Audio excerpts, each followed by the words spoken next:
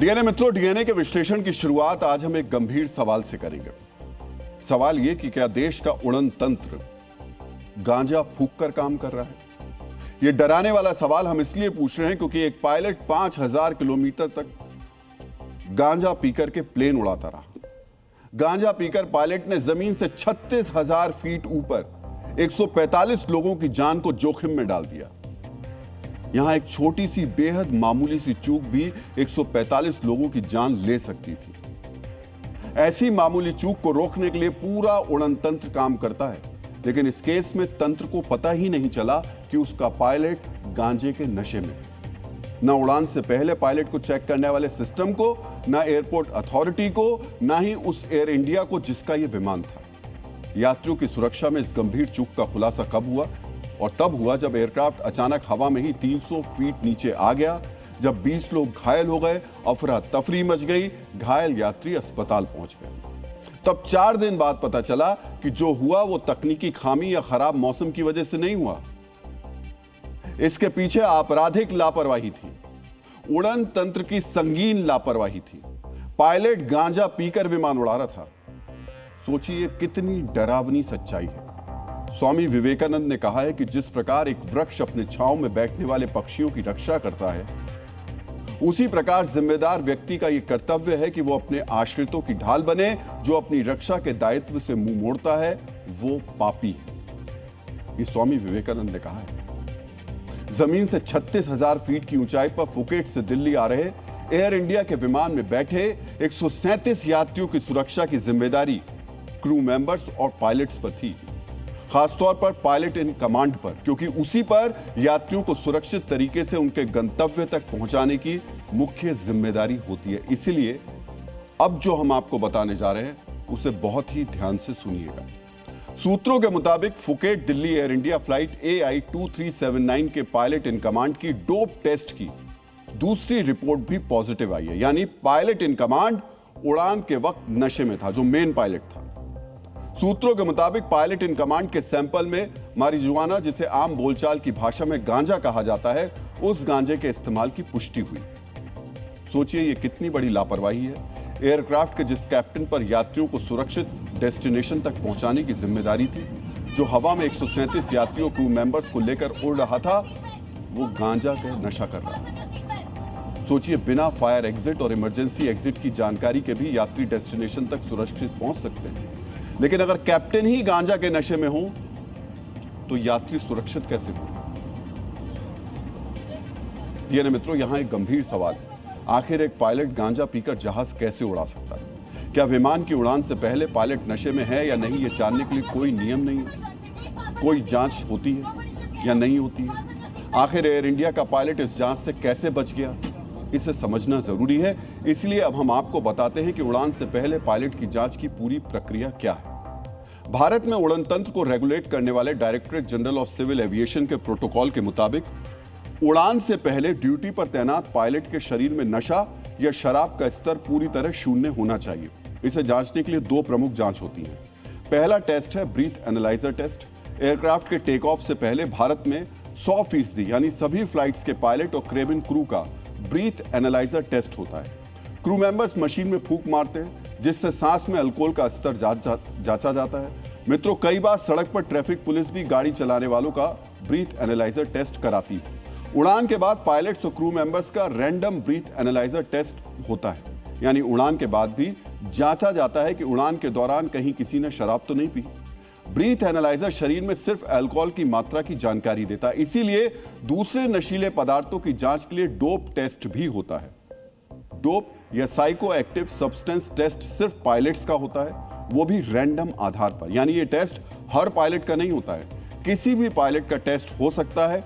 इस टेस्ट में गांजा, कोकीन, अफीम और एम्फेटामाइन जैसे नशीले पदार्थों की जांच के लिए ब्लड और यूरिन टेस्ट किए जाते हैं। अब बताइए कि ऐसे में कोई पायलट गांजा फूंक कर प्लेन उड़ाने बैठ गया हो तो किसे पता होगा? क्या एयर होस्टेस जिस तरह बेल्ट बांधने और सुरक्षा के बारे में जानकारी देती है, उस तरह क्या वो ये भी बताएगी कि यात्रीगण कृपया ध्यान दीजिए, आपके विमान का पायलट गांजा फूंक कर प्लेन उड़ा रहा है? इसीलिए अतिरिक्त सतर्क रहिएगा। सोचिए ये कितना शर्मनाक है और उससे कहीं ज्यादा कितना खौफनाक है। मित्रों, हमने आपको भारत के नियम बताए। पूरी दुनिया में एविएशन से जुड़े नियम आमतौर पर एक जैसे हैं, यानी दूसरे देशों में पायलट की जांच का प्रोसेस भी यही है। तो फुकेट से जो विमान दिल्ली के लिए उड़ा था, उसके पायलट की भी ऐसी ही जांच हुई होगी। इसीलिए यह गंभीर सवाल है कि यह पायलट कैसे बच गया।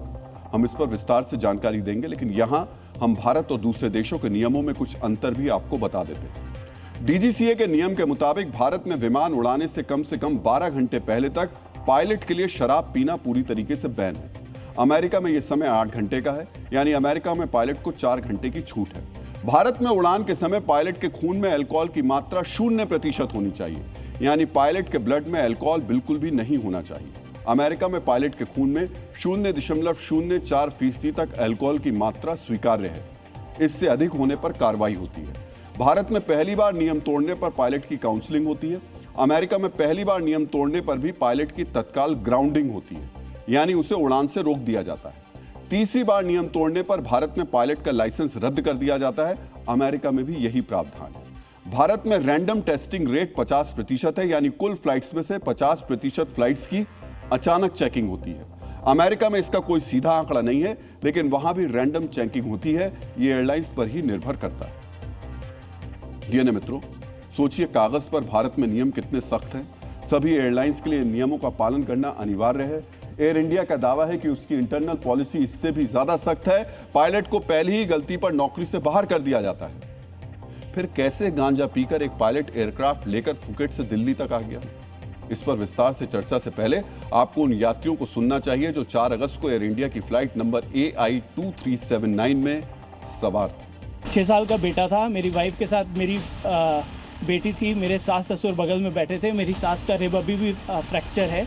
मेरे ससुर जी को बहुत चोटें आई। तो ये सारा का सारा अपने सामने अपनी पूरी फैमिली को देखना, अपने बच्चे को देखना और ये सोचना मन में आना कि शायद ये हम लोग का लास्ट मोमेंट है साथ में। फ्लाइट नीचे जा रही थी तो मेरे को सबसे ज़्यादा चिंता हुई बच्चों की। ये हमारे पास में जो बैठा हुआ था, मेरा बेटा बैठा हुआ था, मैंने ज़ोर से उसको पकड़ के बेल्ट लगाई। उसमें वो हैंडल मेरे यहाँ पे घुस के दो में थोड़ी चोट आई है। और मेरे हस्बैंड तो एकदम हवा में ही चले गए वहाँ उसमें। तो हम जो से मैं चिल्ला रही थी उनका नाम, तो फिर उनको एकदम से होश आया, उठ के सीट पे बैठे। आसमान में घटी ये घटना सामान्य नहीं है। ये देश के आम लोगों के सपनों पर चोट करने वाली घटना है। भारत में आज भी प्लेन में सफर करना आम लोगों का ख्वाब है। गांजा पीकर विमान उड़ाने वाले पायलट ने आम लोगों के उस सपने पर भी चोट की है। सोचिए, एक पूरा तंत्र है जो हवाई यात्रा को सुरक्षित बनाने के लिए काम करता है।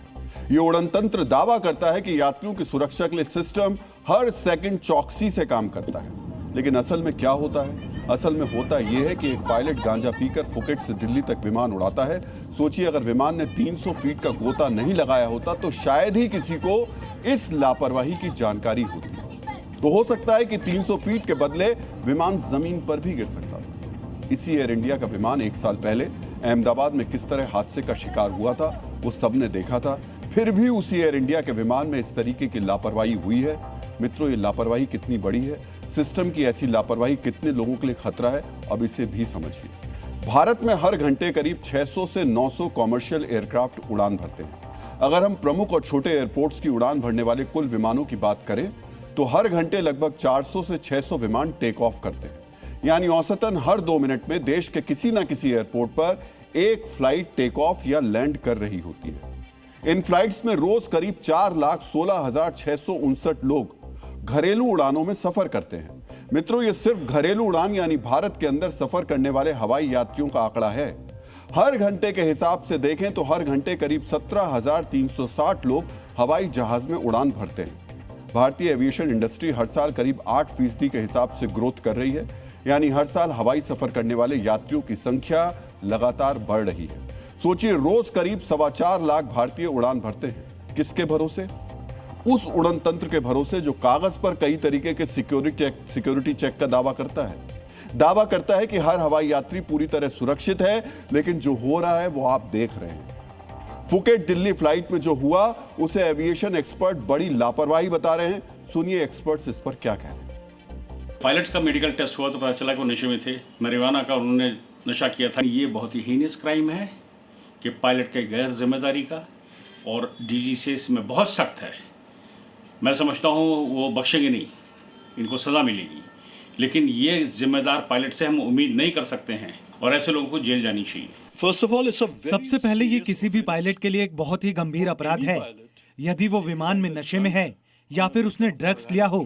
सोचिए, जो उड़न तंत्र कहता है कि पायलट के खून में 0% अल्कोहल होना चाहिए, वो गांजा पीकर जहाज उड़ाने वाले पायलट को रोक पाने में नाकाम रहता है। सवाल ये नहीं कि सिर्फ पायलट ही गांजा पीकर जहाज उड़ा रहा था, सवाल ये भी कि क्या पूरा सिस्टम गांजा पिए हुए था। एयरपोर्ट पर पायलट की मेडिकल चेकिंग करने वाला स्टाफ, डीजीसीए का सिस्टम, एयर इंडिया का अपना तंत्र, ये पूरा सिस्टम क्या गांजा पीकर काम कर रहा था? अगर ऐसा नहीं तो किसी न किसी स्टेज पर पायलट को उड़ान से पहले ही पकड़ लिया जाता, लेकिन गांजा वाला पायलट पकड़ा नहीं गया। ये तब हुआ जब 12 जून 2025 को इसी एयर इंडिया के विमान हादसे में 241 लोगों की जान गई थी। उसके बाद यात्रियों की सुरक्षा के लिए सिस्टम को और चौकस बनाने की बात हुई थी, लेकिन हुआ क्या? गांजा फूंककर एक पायलट विमान उड़ा रहा है। ये लापरवाही नहीं, संगीन आपराधिक लापरवाही है। और आंकड़े बताते हैं कि पायलट के नशे में धुत होने के कारण दुनिया के कई देशों में विमान हादसे होते रहे। अमेरिका में एजेंसी NTSB की रिपोर्ट के मुताबिक 1996 से 2001 के बीच 33 हवाई हादसे अल्कोहल के नशे के कारण हुए। नशे के कारण हुए हर 10 में से 7 विमान हादसे में हवाई जहाज में सवार यात्रियों की जान गई। जॉन्स हॉपकिंस की रिपोर्ट के मुताबिक जो पायलट के नशे में विमान उड़ाने पर दुर्घटना का खतरा 43% अधिक होता है। सोचिए ये कितना गंभीर विषय है। नशे में विमान उड़ाने पर हादसे का खतरा ज्यादा होता है, यात्रियों की जान जाने का खतरा होता है, फिर भी ऐसा हुआ। सुनिए गांजा फूंककर विमान उड़ाने वाले पायलट के खुलासे पर हवाई यात्रा करने वाले यात्री क्या कह रहे हैं, वो कितने डरे हुए हैं।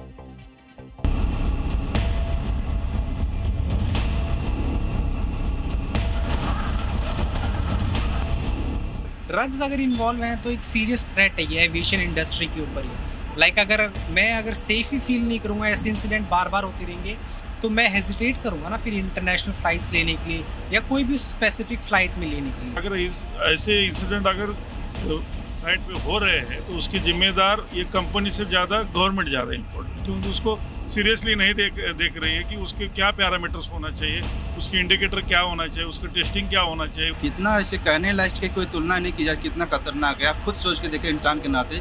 अभी ड्रिंक एंड ड्राइव के लिए मना करती है अगर गवर्नमेंट, तो ड्रग्स करके आप फ्लाई कर रहे हैं और उसमें पैसेंजर है 300, 200 जितने भी पैसेंजर हैं, तो सर आपको पता है वो कितना रिस्की है। भाई पूरा खतरनाक है, पूरा खतरनाक है। कितने आदमियों की जान का सवाल है उसमें। हम आम गाड़ी चलाते हैं, कोई नशा करते हैं, उसमें पुलिस पकड़ती है, हमें गुनाह जुर्माना करती है, तो वैसे भी एक्शन होना चाहिए। बिल्कुल सही बात है। जब सड़क पर सुरक्षित यातायात के लिए भारी जुर्माना लगाया जाता है तो आसमान में गांजे के नशे में विमान उड़ाने पर सख्त कार्रवाई जरूर होनी चाहिए। इतनी सख्त कि ये कार्रवाई एक मिसाल बने। मित्रों, यहाँ हम आपको उस नशे यानी गांजे के बारे में भी एक छोटी सी जानकारी शेयर कर रहे हैं। इसे जानकर ही आप समझ पाएंगे कि गांजे का नशा कितना खतरनाक होता है। मित्रों, गांजे का पौधा होता है। गांजे का पौधा भांग के पौधे की तरह ही होता है। भांग की तरह गांजे के पौधे की पत्तियों और फूलों को सुखाकर बनाया जाता है। भारत में गांजे की खेती और बिक्री प्रतिबंधित है। गांजे में THC यानी टेट्रा हाइड्रो कैनाबिनॉल नाम का एक केमिकल होता है। यह दिमाग और आंख पर असर करता है और नशा महसूस कराता है। आंखें लाल हो जाती हैं, कई बार चीजें धुंधली भी दिखाई देने लगती हैं। THC के असर से गांजा पीने वालों की सोचने, समझने और निर्णय लेने की क्षमता घट जाती है। सोचिए, विमान उड़ाते वक्त जब फैसले चंद सेकंड में लेने होते हैं, जब गांजे के नशे में धुत पायलट फैसला ही नहीं कर पाएगा तो ये यात्रियों के लिए कितना बड़ा खतरा हो। गांजे के नियमित इस्तेमाल से सिजोफ्रेनिया, एंग्जाइटी, पैनिक अटैक और बाइपोलर डिसऑर्डर जैसी गंभीर मानसिक बीमारियां हो सकती हैं। गांजा दिमाग को सुन्न कर देता है, आदमी कोई फैसला नहीं ले पाता। 145 लोगों की जान जिस पायलट के हाथ में थी उसने यही नशा किया था।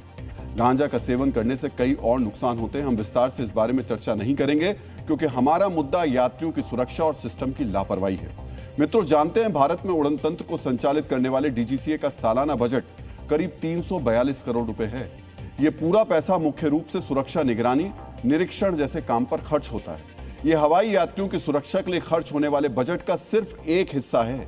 सोचिए, इतना पैसा खर्च होने के बाद भी हवाई यात्रियों की सुरक्षा भगवान भरोसे है, क्योंकि पायलट गांजा पीकर विमान उड़ा रहा है और उड़न तंत्र चादर तानकर इत्मीनान से सो रहा है। मित्रों, 4 अगस्त को एयर इंडिया की फुकेट दिल्ली फ्लाइट में जो हुआ उसे लेकर सरकार गंभीर है। आज सरकार ने इसे लेकर एक बयान जारी किया। सरकार ने बताया कि एयरक्राफ्ट एक्सीडेंट इन्वेस्टिगेशन ब्यूरो के प्रावधान और ICAO प्रोटोकॉल के मुताबिक जांच हो रही है। विमान को डिजाइन करने वाला देश और उसे बनाने वाले देश को भी प्रोटोकॉल के मुताबिक जांच में शामिल किया गया है। एयरक्राफ्ट एक्सीडेंट इन्वेस्टिगेशन ब्यूरो सभी सबूतों को इकट्ठा कर उन्हें सुरक्षित कर रहा है। सभी दस्तावेजों की जांच के बाद रिपोर्ट आएगी। रिपोर्ट आने के बाद इस मामले में कार्रवाई होगी। मित्रों, ये स्टैंडर्ड प्रोटोकॉल है, लेकिन इतना तो तय है कि जो भी हुआ वो घनघोर लापरवाही का साक्ष्य है। एयर इंडिया ने अपने पायलट और को पायलट को ड्यूटी से हटा दिया है, लेकिन पिछले 1 साल में एयर इंडिया को लेकर लगातार गंभीर शिकायतें आ रही हैं। 16 जून को 2025 को एयर इंडिया का विमान तकनीकी खराबी के कारण रास्ते से हांगकांग वापस लौटा। जनवरी 2025 में बेंगलुरु दिल्ली फ्लाइट का इंजन खराब हो गया, विमान की इमरजेंसी लैंडिंग हुई। 22 जुलाई 2025 को दिल्ली एयरपोर्ट पर लैंडिंग के बाद फ्लाइट हांगकांग दिल्ली फ्लाइट के विमान के ऑक्सिलरी पावर यूनिट में आग लग गई। 27 अप्रैल 2026 को मुंबई भोपाल फ्लाइट तकनीकी खराबी के कारण इमरजेंसी उसकी लैंडिंग करानी पड़ी। मित्रों, भारत के एविएशन मार्केट में एयर इंडिया की हिस्सेदारी करीब 24% है, यानी हर चौथा हवाई यात्री एयर इंडिया में सफर करता है। इसलिए जरूरी है कि एयर इंडिया इन शिकायतों को बहुत ज्यादा गंभीरता से ले। इसी बीच चेन्नई एयरपोर्ट पर मंगलवार देर रात इंडिगो फ्लाइट की इमरजेंसी लैंडिंग कराई गई। फ्लाइट कोलकाता से चेन्नई आ रही थी। चेन्नई में लैंडिंग से पहले पायलट ने महसूस किया कि विमान का एक इंजन फेल हो गया है। पायलट ने तुरंत एयर ट्रैफिक कंट्रोल को जानकारी दी। चेन्नई एयरपोर्ट पर फुल इमरजेंसी घोषित की गई। इसके बाद फ्लाइट की सुरक्षित लैंडिंग हुई। विमान में 224 लोग सवार थे। मित्रों, ये हादसे पूरे सिस्टम और एयरलाइंस कंपनियों पर सवाल उठाते हैं। ये हादसे हवाई सफर का सपना देखने वाले आम भारतीयों को डराते हैं, उनकी सुरक्षा को खतरे में डालते हैं। इसलिए जरूरी है कि इनकी सिर्फ जांच ना हो, जांच के बाद एक्शन भी हो। लापरवाह हो चुके उड़न तंत्र को कसा जाए और उसे बताया जाए कि उसका कर्तव्य हवाई यात्रियों की सुरक्षा करना है, हादसों को रोकना है, हादसे के बाद जांच करना नहीं है। जरूरी है ऐसे हादसों को रोकने के लिए पायलट्स की मेडिकल चेकिंग रैंडम नहीं, अनिवार्य होनी चाहिए। अगर एयरपोर्ट का सिस्टम ऐसे ही काम करता रहा तो जैसा कि हमने पहले ही कहा, एयर होस्टेस को विमान में यह घोषणा करनी पड़ेगी कि कृपया अपनी सीट बेल्ट जोर से बांध लें, क्योंकि आज हमारा कैप्टन गांजा पीकर प्लेन उड़ा रहा है। उन्हें यह कहना पड़ेगा विमान के 2 दरवाजे आगे हैं, 2 पीछे हैं और हमारे पायलट गांजा पीकर आपको आपके गंतव्य तक पहुंचाने वाले। वैसे मजाक की बात है, लेकिन ये एक चीज मान लीजिए, ये मुद्दा मजाक का नहीं है, बहुत गंभीर है। क्योंकि 30-35 हज़ार फीट की ऊंचाई पर जब आप उड़ रहे होते हैं, उस समय सिर्फ और सिर्फ एक ही व्यक्ति होता है जिस पर आपको भरोसा होता है, और वो पायलट है। और वो पायलट अगर नशा करके चलेगा तो सोचिए क्या होगा।